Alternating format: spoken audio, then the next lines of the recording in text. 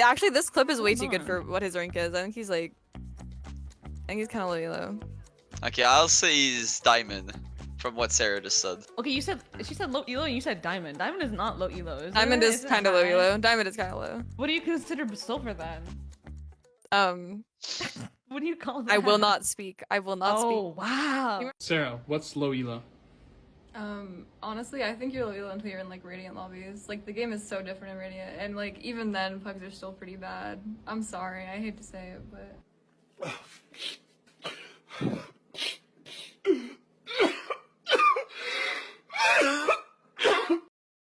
Low elo. We've all heard that term far too often in our ranked games and on social media. You've heard some of your favorite players say it when looking at fan-made clips. We all know what it is, but where do we all agree it stops at? Before we talk about that, we need to understand what elo actually is. First, I'm going to start with this quote that I pulled directly from Wikipedia.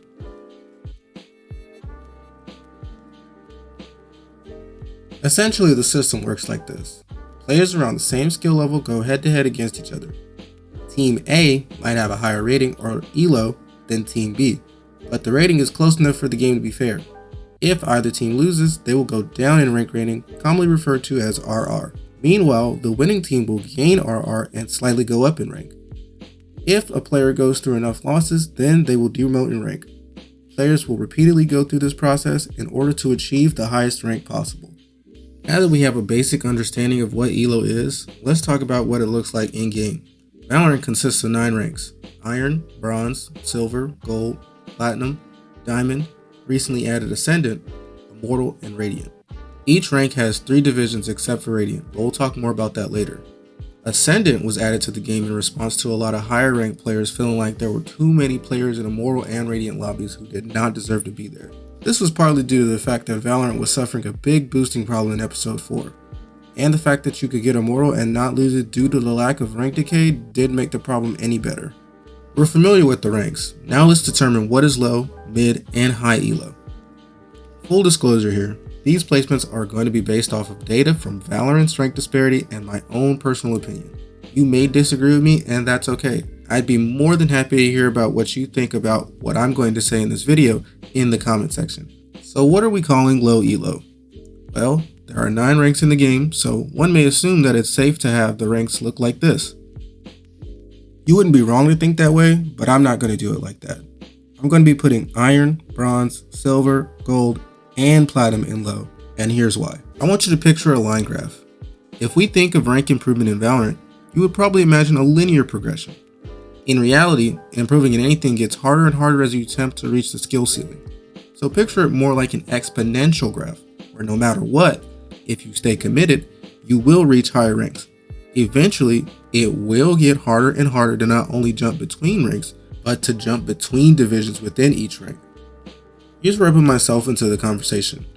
After being in each rank in the game, starting from Iron 3 way back in 2020 to peaking in Diamond 1 in this current act, I can safely say I didn't have to do anything but keep playing the game in order to achieve Gold. But in order to leave Platinum, I had to fix some things that I neglected to work on during my rank journey. Some players rely on their aim to rank up, while others rely on utility usage, and games tends to help them win their games. But having only one of these traits can only get you so far in ranked, and this is me speaking from experience. From this point forward, I'm going to be referring to the data collected by Esports Tales. They regularly pull rank information from Riot themselves, but don't take this information as the law of the land.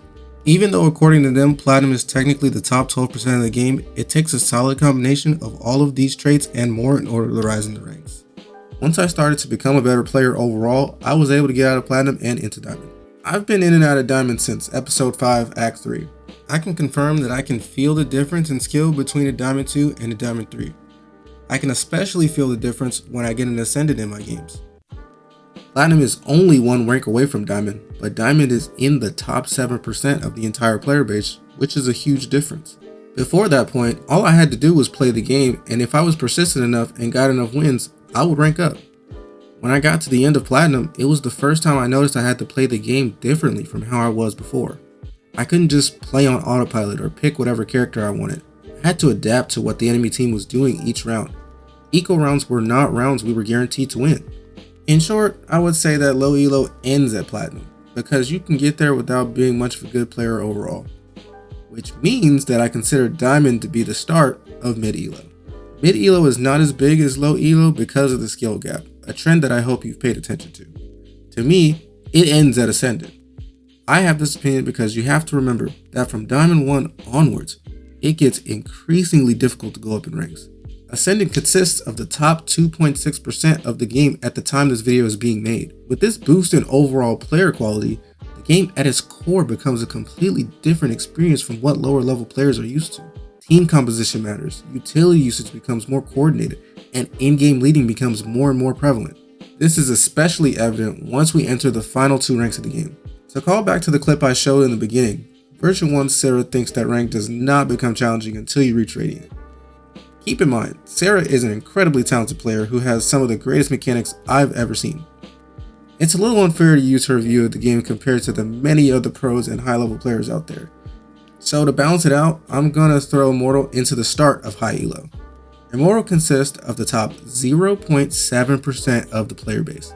That's so small that even if you reach Immortal, not only do you have a division you fall under, you also have a number next to your name to show how high you are on Valorant's leaderboard.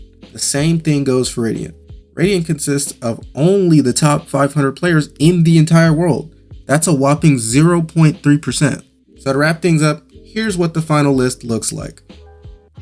There's great discourse about high and low elo that no one ever considers what mid should be.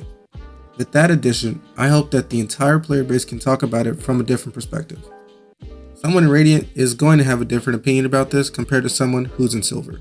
I just wanted to share my opinion about the whole thing. If you made it to the end, thank you so much for your time listening to me talk about video game stats for however long this video ends up being. I really appreciate it, and thank you for watching.